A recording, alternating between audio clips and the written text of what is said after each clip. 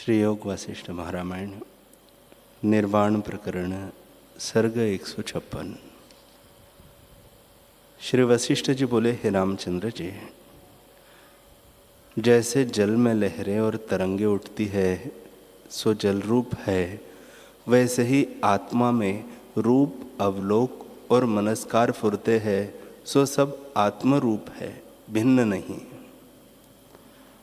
हे रामचंद्र जी, यह शुद्ध परमात्मा का चमत्कार है और आत्मा दृश्य से रहित शुद्ध चिन्मात्र निर्मल और अद्वैत है, उसमें जगत नहीं बना। हमको तो सदा वही भासित होता है, जगत नहीं भासित होता। जैसे कोई आकाश में नगर की कल्पना करता है, उसमें सब रचना देखता है तो वह उसके हृदय में दृढ़ हो जाती है और संकल्प की सृष्टि को मिथ्या जानता है, उसको शून्य आकाश ही भासित होता है। वैसे ही यह विश्व मूर्ख के हृदय में दृढ़ होता है और ज्ञानवान को आत्मरूप ही भासित होता है। जैसे मिट्टी के खिलौनों की सेना होती है, तो जिसको मिट्टी का ज्ञान है वह उसमें राग द्वेष नहीं करता, और बालक मिट्टी के ज्ञान से रहित है, इससे वह उसमें राग द्वेष करता है। वैसे ही ज्ञानवान इस जगत में राग द्वेष नहीं करते और अज्ञानी राग द्वेष करते हैं। जैसे खिलौने में सारभूत मृत्तिका होती है, वैसे ही इस जगत में सारभूत चैतन्य आत्मा है। जो कुछ पदार्थ दिखते हैं वे आत्मा के विवर्त है और मिथ्या ही भ्रम से सिद्ध हुए हैं। जो वस्तु मिथ्या हो उसमें सुख के निमित्त इच्छा करना ही मूर्खता है। हे रामचंद्र जी, हमको तो इच्छा कुछ नहीं, क्योंकि हमको तो जगत मृग तृष्णा के जल सा लगता है, किसकी इच्छा करे। जिसमें सत्य प्रतीति होती है उसमें इच्छा भी होती है, और जो सत्य ही न लगे तो इच्छा कैसे हो। हे रामचंद्र जी, इच्छा ही बंधन है और इच्छा से रहित होने का नाम मुक्ति है। इससे ज्ञानवान को कुछ इच्छा नहीं रहती, उसकी चेष्टा अनिश्चित ही होती है। जैसे सूखे बांस के भीतर बाहर शून्य होता है और उसको संवेदन कुछ नहीं फुरता, वैसे ही ज्ञानवान के अंतस में शांति होती है।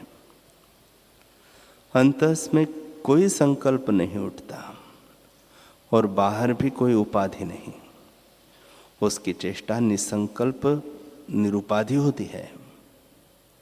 हे रामचंद्र जी, जिस पुरुष के हृदय से संसार का रस सूख गया है वह संसार समुद्र के पार हो गया। जिसका रस नहीं सूखा उसको राग द्वेष फुरते हैं, उसे संसार बंधन में पड़ा जानो।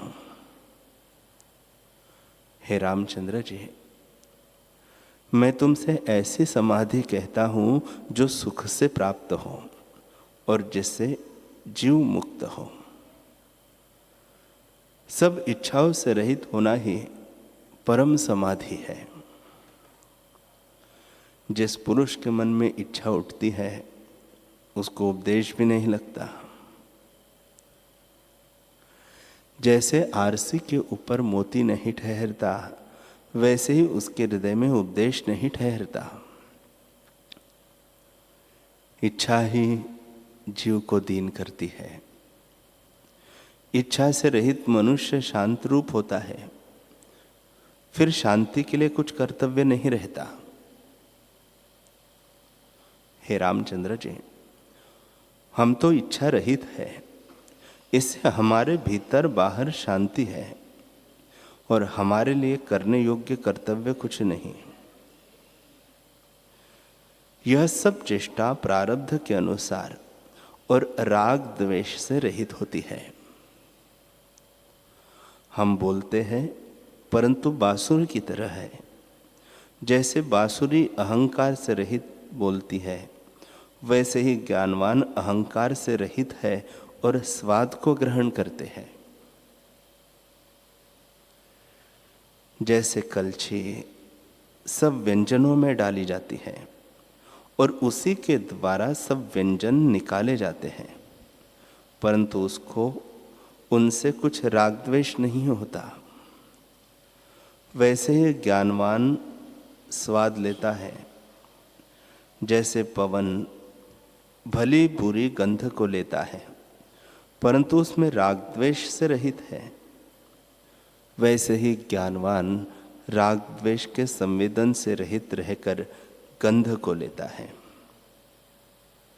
और इसी प्रकार सब इंद्रियों की चेष्टा करता है, परंतु इच्छा से रहित होता है। इसी से परम सुख रूप है। जिसकी इच्छा, जिसकी चेष्टा इच्छा सहित है, तो वह परम दुखी है। हे रामचंद्र जी, जिस पुरुष को भोग रस नहीं देते वही सुखी है, और जिसको रस देते हैं, जिसकी राग से तृष्णा बढ़ती जाती है, उसको ऐसे जानो कि किसी के सिर पर आग लगे और वह उस पर बुझाने के निमित्त तृण डाले तो वह बुझती नहीं बल्कि बढ़ती जाती है। वैसे ही विषयों की इच्छा भोगने से तृप्ति नहीं होती। इच्छा ही बंधन है और इच्छा की निवृत्ति का नाम मोक्ष है। हे रामचंद्र जी, यह संसार विष का वृक्ष है, उसका बीज इच्छा है। जिसकी इच्छा बढ़ती जाती है उसका संसार बढ़ता जाता है और उससे वह बारंबार जन्म पाता है। हे रामचंद्र जी, ऐसा सुख ब्रह्मा के लोक में भी नहीं जैसा इच्छा की निवृत्ति में है, और ऐसा दुख नरक में भी नहीं जैसा इच्छा के उपजने में है। इच्छा के नाश का नाम मोक्ष है और इच्छा के उपजने का नाम बंधन है। जिस पुरुष को इच्छा उत्पन्न होती है वह दुख पाता है और संसार रूपी गड्ढे और खत्ते में पड़ता है। इच्छा एक विष की बेल है, उसको समता रूपी अग्नि से जलाओ। सम्यक दर्शन से जलाए बिना वह बड़ा दुख देगी और बढ़ती जाएगी। हे रामचंद्र जी, जिस पुरुष ने इच्छा को दूर करने का उपाय नहीं किया उसने अंधे कूप में प्रवेश किया है। शास्त्र का श्रवण और तप, दान, यज्ञ इसी के निमित्त है कि किसी प्रकार इच्छा निवृत्त हो। जो एक बार की निवृत्ति न कर सको तो धीरे धीरे निवृत्त करो। हे रामचंद्र जी, यह विष की बेल बढ़कर दुख देती है। जो पुरुष शास्त्रों को पढ़ता और इच्छा को बढ़ाता है वह मानो दीपक हाथ में लेकर कूप में गिरता है। इच्छा एक कटियारी का वृक्ष है जिसमें सर्वदा कंटक लगे रहते हैं, उसमें कभी सुख नहीं। जैसे कोई पुरुष कांटे की शैया पर शयन करके सुखी हुआ चाहे तो नहीं होता, वैसे ही संसार से कोई सुख पाना चाहे तो कभी न मिलेगा। जिससे इच्छा निवृत्त हो वही उपाय करना चाहिए। इच्छा के निवृत्त होने में सुख है और उसके उत्पन्न होने में बड़ा दुख है। हे रामचंद्र जी, जो अनिश्चित पद में स्थित है उसको यदि एक क्षण भी इच्छा उपजती है तो वह रुदन करता है। जैसे चोर से लूटा गया मनुष्य रुदन करता है, वैसे ही वह रुदन करता है और पश्चाताप करता है, फिर उसके नाश का उपाय करता है। हे रामचंद्र जी, इच्छा रूपी क्षेत्र में राग द्वेष रूपी विष की बेली है। जो पुरुष उसे दूर करने का उपाय नहीं करता वह मनुष्य नहीं, पशु है। यह इच्छा रूपी विष का वृक्ष बढ़कर नाश का कारण होता है। इससे तुम इसका नाश करो। श्री वशिष्ठ जी बोले, हे रामचंद्र जी, इच्छा रूपी विष के नाश का उपाय तुमसे पहले भी कहा है और अब फिर स्पष्ट करके कहता हूं। यह संसार इच्छा के त्याग करने के योग्य है। यदि इसे आत्मसत्ता से भिन्न कीजिए तो यह मिथ्या है। उसमें क्या इच्छा करना है? और जो आत्मा की ओर देखिए तो सब आत्मा ही है, तब क्यों इच्छा करना?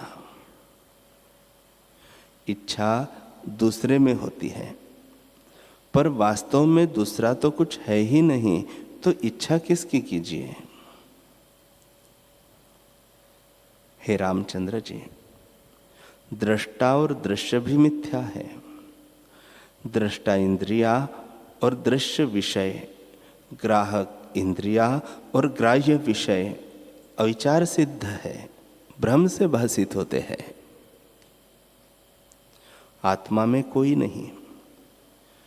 जैसे स्वप्न में भ्रम से रूप दिखते हैं, वैसे यह ग्राह्य ग्राहक भ्रम से भासित होते हैं। सुख दुख भी इन्हीं से होते हैं। आत्मा में यह कुछ नहीं है।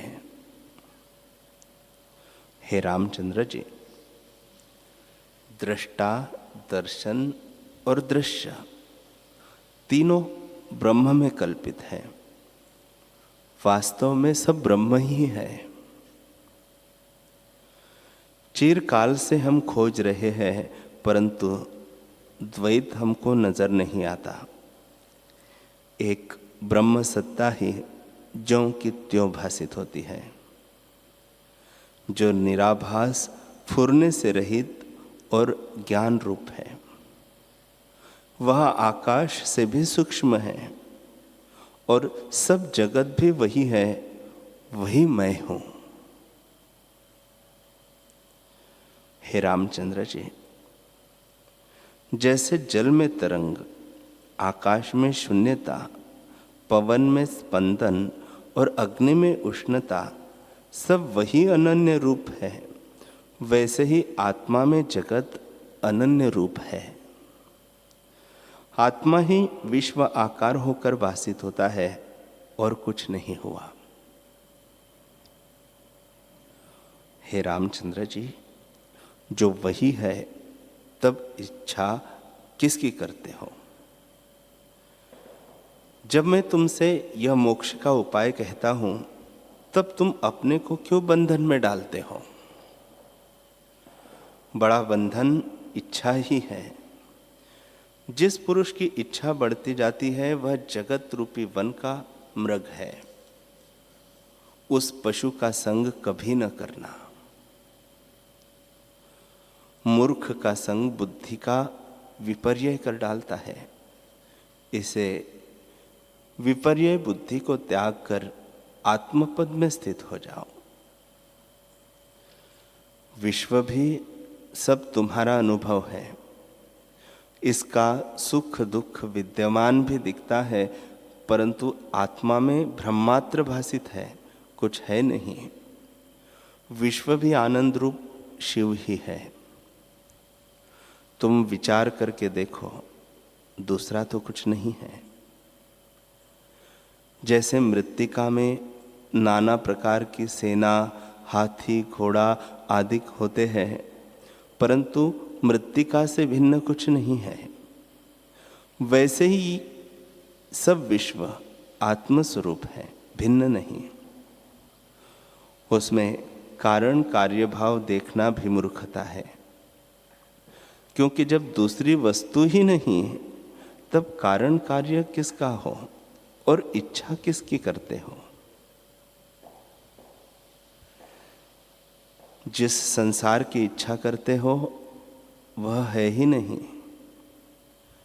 जैसे सूर्य की किरणों में जलाभास होता है और सीपी में रूपा प्रतीत होता है, सो वह कुछ दूसरी वस्तु नहीं है, अधिष्ठान किरण और सीपी है। वैसे ही अधिष्ठान रूप परमार्थ सत्ता ही है, न सुख है न दुख। यह जगत केवल शिव रूप है। उस शिव चिन्ह मात्र से मृत्तिका की सेना के समान अन्य कुछ नहीं, तब इच्छा कैसे उदय हो। राम जी ने पूछा, हे मुनीश्वर, जो सब ब्रह्म ही है तो इच्छा अनिच्छा भी उससे भिन्न न होगी।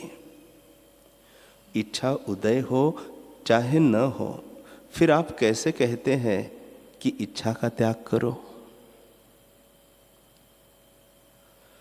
वशिष्ठ जी बोले, हे रामचंद्र जी, जिस पुरुष की ज्ञप्ति जागी है, अर्थात जो ज्ञान रूप आत्मा में जागा है, उसको सब ब्रह्म ही है और इच्छा अनिच्छा दोनों तुल्य है। इच्छा भी ब्रह्म है और अनिच्छा भी ब्रह्म है। हे रामचंद्र जी, ज्यों ज्यों ज्ञान संवित होती है त्यों त्यों वासना का क्षय होता है। जैसे सूर्य के उदय होने पर रात्रि नष्ट हो जाती है, वैसे ही ज्ञान के उपजने से वासना नहीं रहती। हे रामचंद्र जी, ज्ञानवान को ग्रहण या त्याग का कुछ कर्तव्य नहीं होता और उसे इच्छा अनिच्छा तुल्य है।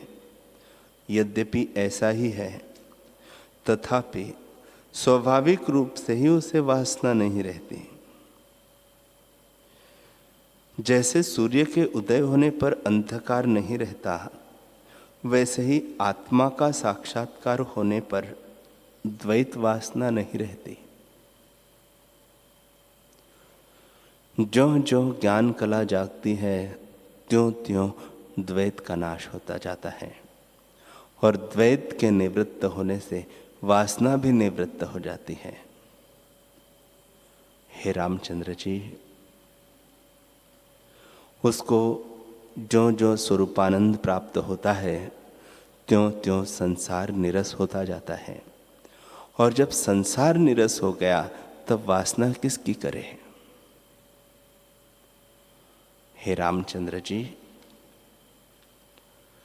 इसको अमृत में विष की भावना हुई थी, इससे अमृत विष लगता था, पर जब विष की भावना का त्याग हुआ तब अमृत तो आगे ही था, वही हो जाता है।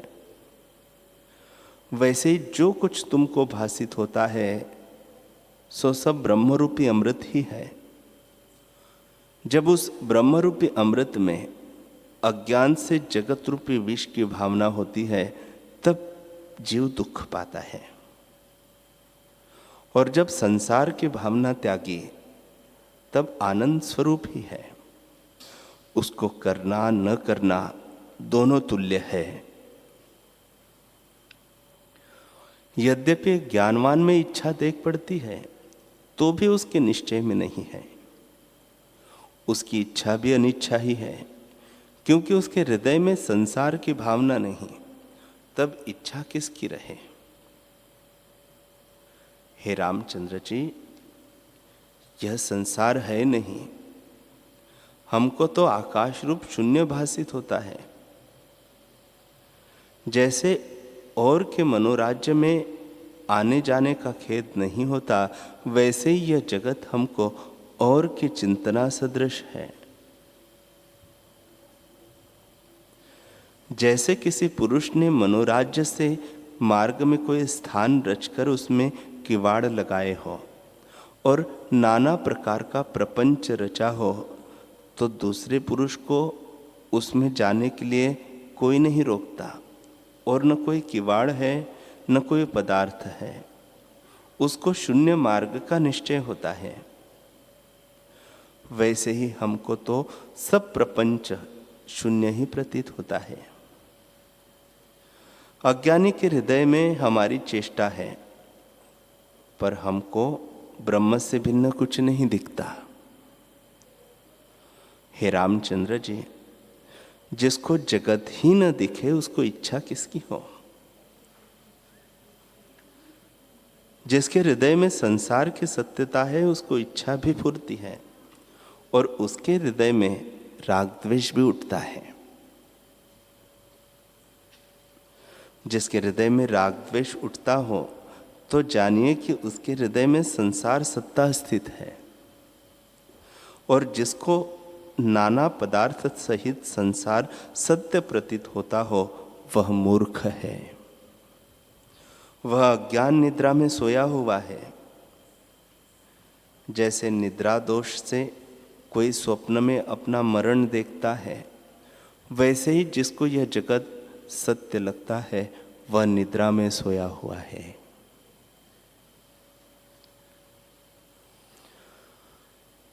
हरि ओम।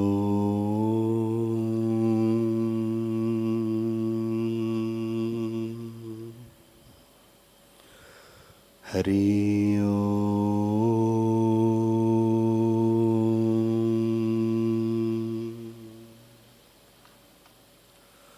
ओम सहना भवतु सहनौ भुनक्तु सह वीर्यं करवावहै तेजस्विनावधीतमस्तु मा विद्विषावहै। ओम शांति शांति शांति। श्री सद्गुरुदेव भगवान की जय।